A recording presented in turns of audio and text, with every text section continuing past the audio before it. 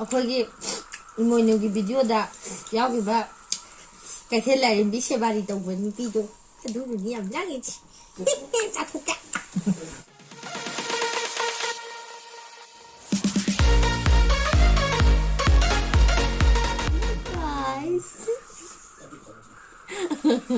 ꯉꯁꯤꯗꯤ ꯑꯩꯈꯣꯏ ꯑꯃꯨꯛ ꯏꯔꯣꯟꯕ ꯄꯨꯔꯛꯑꯦ ꯑꯩꯈꯣꯏ ꯃꯩꯇꯩꯒꯤꯀꯣ ꯏꯟꯖꯥꯡ ꯃꯌꯥꯝꯅ ꯌꯣꯡꯆꯥꯛ ꯏꯔꯣꯟꯕ ꯆꯥꯕꯤꯔꯛꯑꯣ ꯍꯥꯏꯕꯗꯣ ꯍꯋꯥꯏꯟꯕꯤ ꯌꯣꯡꯆꯥꯛ ꯑꯂꯨ ꯑꯉꯥꯡꯕ ꯑꯗꯒꯤ ꯑꯩ ꯌꯥꯝ ꯆꯥꯅꯤꯡꯉꯦꯅ ꯀꯣꯕꯤ ꯃꯅꯥ ꯑꯅꯧꯕꯗꯣ ꯑꯗꯨꯁꯨ ꯍꯥꯞꯄꯦ ꯀꯣꯕꯤ ꯂꯩꯒꯤ ꯑꯗꯨꯒ ꯏꯔꯣꯜꯂꯦ ꯑꯗꯨꯒ ꯌꯣꯡꯆꯥꯛꯁꯦ ꯁꯤꯁꯨ ꯀꯣꯠꯀꯦꯅ ꯇꯧꯕꯅꯦ ꯑꯗꯨ ꯆꯥꯕ ꯍꯧꯔꯒꯦ ꯁꯤꯅ ꯀꯩꯅꯣ ꯇꯨꯡꯍꯟꯕꯤꯅꯦ ꯇꯨꯡꯍꯟꯕꯤ ꯑꯇꯥꯎꯕ ꯁꯤꯅ ꯎ ꯃꯣꯔꯣꯛꯀ ꯇꯤꯜꯍꯧꯒꯅꯦ ꯑꯗꯩ ꯆꯝꯐꯨꯠꯁꯦ ꯌꯦꯅꯝ ꯅꯥꯀꯨꯞꯄꯤꯗꯣ ꯑꯗꯨꯗꯨꯒ ꯊꯕꯤꯒ ꯒꯥꯖꯔꯒ ꯆꯥꯕ ꯍꯧꯔꯒꯦ ꯃꯌꯥꯝ ꯉꯥꯡꯉ ꯂꯩꯕ ꯀꯥꯟꯅꯗꯦ ꯑꯩꯈꯣꯏ ꯆꯦꯅꯦꯜꯁꯦ ꯃꯌꯥꯝ ꯑꯅꯧꯕ ꯊꯦꯡꯅꯕꯤꯕ ꯑꯣꯏꯇꯥꯔꯗꯤ ꯁꯕꯁꯀ꯭ꯔꯥꯏꯕ ꯈꯔ ꯇꯧꯕꯤꯔꯝꯃꯣ ꯑꯗꯒꯤ ꯂꯥꯏꯛ ꯈꯔ ꯅꯝꯕꯤꯔꯝꯃꯣ ꯈꯔ ꯍꯥꯏꯗꯤ ꯑꯗꯨꯝ ꯅꯝꯕꯤꯔꯝꯃꯣꯕ ꯑꯗꯨꯗꯤ ꯑꯩ ꯆꯥꯕ ꯍꯧꯔꯛꯑꯒꯦ ꯑꯩꯈꯣꯏ ꯆꯥꯕ ꯍꯧꯔꯛꯑꯒꯦꯕ ꯃꯊꯟꯗꯒꯤ ꯀꯣꯠꯄꯅꯤ ꯍꯥꯏꯕꯁꯤꯗꯤ ꯅꯨꯄꯥꯒꯤ ꯍꯧꯅ ꯁꯥꯅꯤ ꯍꯥꯎꯗꯧ ꯃꯥꯜꯂꯤ ꯏꯟꯖꯥꯡ ꯍꯌꯨꯝꯁꯤꯗꯒ ꯏꯔꯣꯝꯕꯗꯅ ꯃꯍꯥꯎꯔꯦ ꯍꯥꯎꯗꯧ ꯃꯥꯜꯂꯦꯍꯦ ꯌꯣꯡꯆꯥꯛꯅ ꯌꯣꯡꯆꯥꯛ ꯍꯥꯎꯇ꯭ꯔꯣ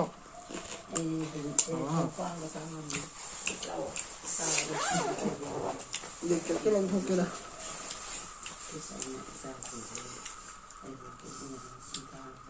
ꯌꯥꯝ ꯐꯨꯟꯖꯜꯂꯦꯕ ꯉꯁꯤ ꯎ ꯃꯣꯔꯣꯛꯅꯦ ꯎ ꯃꯣꯔꯣꯛ ꯆꯥꯒꯦ ꯍꯥꯏꯔ ꯃꯣꯔꯣꯛ ꯑꯝꯇꯥꯡ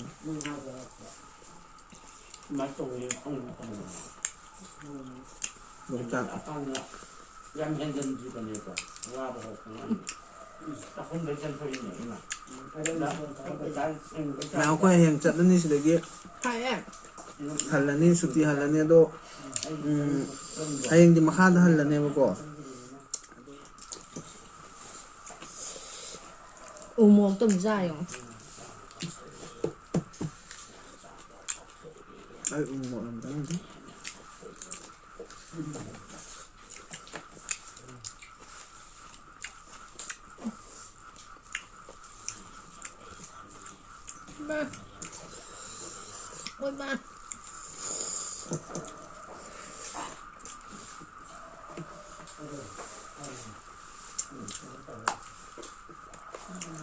ꯍꯥꯎꯋꯦ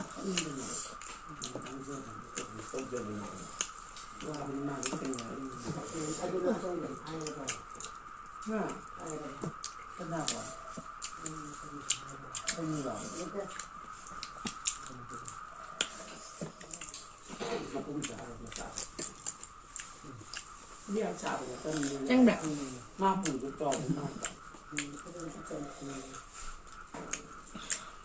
ꯁꯥꯏꯌꯦ ꯑꯩꯅ ꯆꯥꯏꯁꯦ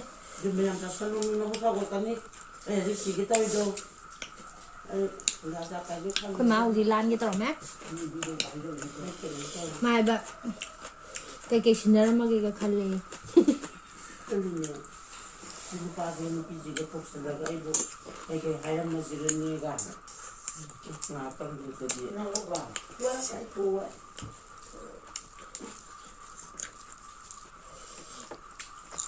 ꯃꯥ ꯃꯌꯥꯝꯁꯦ ꯆꯥꯕ ꯉꯝꯃꯔꯣꯏ ꯈꯪꯉꯦ ꯑꯩꯅ ꯇꯥꯔꯤꯉꯩꯗ ꯈꯜꯂꯤꯁꯦ ꯂꯣꯏ ꯆꯥꯊꯣꯛꯀꯦꯒ ꯈꯜꯂꯝꯕꯅꯤ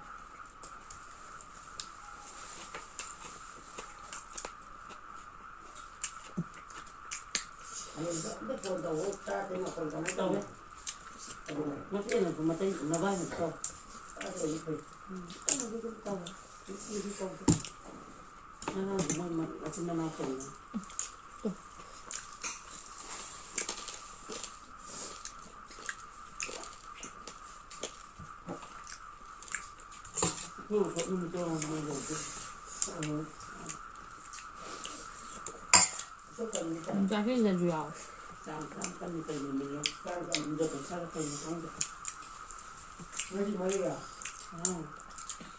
ꯃꯅꯤꯄꯨꯔꯒꯤ ꯏꯅꯝꯅꯥꯏ ꯃꯊꯦꯜꯅꯤ ꯁꯤꯁꯦ ꯈ꯭ꯋꯥꯏꯗꯒꯤ ꯍꯧꯕ ꯅꯨꯡꯁꯤꯠꯁꯤ ꯏꯟꯖꯥꯡꯁꯨ ꯀꯣꯠꯁꯜꯂꯨꯕ ꯑꯗꯣ ꯆꯥꯛꯇꯨꯗꯤ ꯂꯧꯆꯠꯂ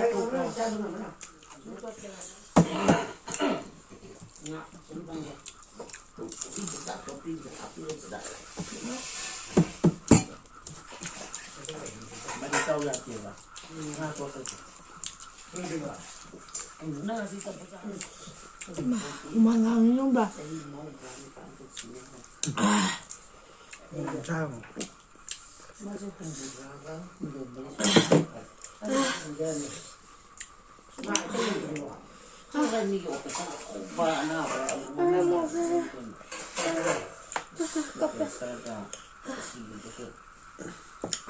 Jadi bandang ke hong nabi datang kasel lagi prok sakit tahu muko.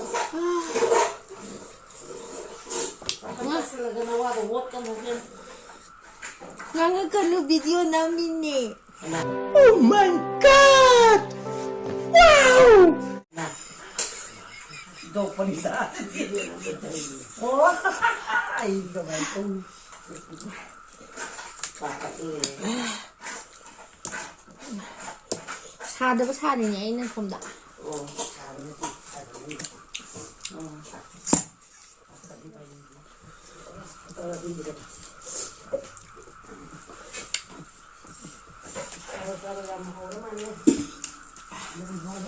Anong video? Anong da? Mataro yung mga saksari. Anong mo iba niya? Blangin. Masaya ꯑꯩꯈꯣꯏꯒꯤ ꯏꯃꯣꯏꯅꯨꯒꯤ ꯚꯤꯗꯤꯑꯣꯗ ꯌꯥꯎꯈꯤꯕ ꯀꯩꯊꯦꯜ ꯂꯥꯏꯔꯦꯝꯕꯤ ꯁꯦꯕꯥꯔꯤ ꯇꯧꯕ ꯅꯨꯄꯤꯗꯣ ꯑꯗꯨꯗꯨꯅꯤ ꯌꯥꯝ ꯂꯥꯡꯉꯤꯁꯤ ꯆꯥꯊꯣꯛꯀꯦ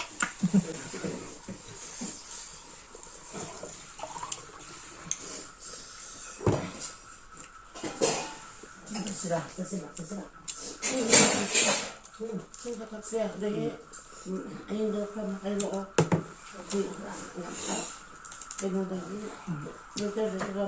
Oo. Anh làm đây, sẽ đến đây tàu này. Pass. 이런박이 식이면 하고야.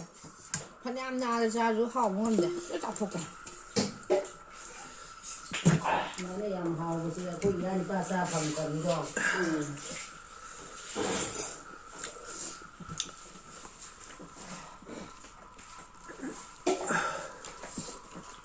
Em có đi mâm mình ở đâu có đã sắp cùng thì đây ra. 아홀 짝짝 쩔로 딴 짝짝게. Tân ra là. Sẹp mai thôi Nào chào thì ạ. tân của hông thì đã ai gì. Nên bạn nó hàng tầng các tụ khoa hông rồi. Cảm ơn. Anh nào cũng được. Tarif. Nó nắp rồi đấy anh này đi. 아야. Ado mayam ngasi I keno video je matang asida lotion nama tawrage ado hayeng ge akhoi gi journey je pura makha gi journey haidi by road oidoi ne bako haidi Imphal to UP je by road chattoi ne ba sidagi Guwahati bo bus chalani Guwahati dagi amu akhoi train tongdoi ne ba ado keno ne akhoi gi sum haidi imana ba khra ju changak to lei bako moina ju by keno akhoi hujiki laina maraksida makha chatbaje karama phibam na kamai tawe do adak se yam tan chana na akhoi je makha gi ticket ka oro bai tare na hangai de mathak chatpane ba aduda imana gaina update kitang pibir o moi ju chattoi ni na moi ju kitang mit na sing na wa na hai bu ko do hayeng video je dum mateng mafam gi dum hapcharake haidi mafam ama haidi marak te kari kamai to wa karai da kari tawi hai bu dum update picture train gi ju dum picture ke do ayo go kini ko mateng habak toy je ado mayam haidi akhoi gi channel jibu kana gumba ichino haidi han thengna boi taragadi like share and subscribe to biramo haidi agi channel jibu support tong na maida makta mayam na subscribe button tak nambiramo duga ano channel aigi channel jida ano wa haidi video la ko jingdo som gi mobile da notification tang haina changa gadi akhoi gi ano video dum yengo phangani ado akhoi support to bio do ngasi di matang ngasi lo shelaje matang ngasi lo shelaje do mayam ngasi di matang ngasi lo shinjarage ꯑꯗꯨꯒ ꯑꯐꯕ ꯆꯤꯟꯖꯥꯛ ꯆꯥꯕꯤꯌꯨ ꯂꯥꯏꯅꯥꯁꯦ ꯌꯥꯝꯅ ꯀꯟꯁꯤꯜꯂꯛꯑꯦ ꯍꯥꯏ ꯆꯦꯛꯁꯤꯟꯅ ꯂꯩꯕꯤꯌꯨ protection ꯇꯧꯕꯤꯌꯨ ꯍꯥꯏꯗꯤ ꯂꯥꯏꯅꯥꯁꯤꯅ ꯆꯪꯈ꯭ꯔꯒꯗꯤ ꯌꯥꯝꯅ ꯋꯥꯏ ꯈꯣꯠꯂꯦ ꯍꯥꯏ ꯑꯩꯁꯨ ꯅꯥꯔꯨꯔꯦꯕꯀꯣ ꯑꯗꯣ ꯅꯥꯕꯗꯣ ꯌꯥꯝ ꯋꯥꯕꯅꯦꯕ ꯍꯧꯖꯤꯛꯄꯨꯗꯤ ꯐꯔꯦ ꯃꯃꯥꯡ 2021ꯗ ꯅꯥꯕꯅꯤꯗ ꯑꯗꯣ ꯃꯌꯥꯝ ꯉꯁꯤꯗꯤ ꯂꯣꯏꯁꯤꯟꯅꯕ ꯇꯧꯖꯔꯒꯦ ꯃꯌꯥꯝꯗꯒꯤ ꯕꯥꯏ ꯕꯥꯏ ꯒꯨꯗ ꯅꯥꯏꯠ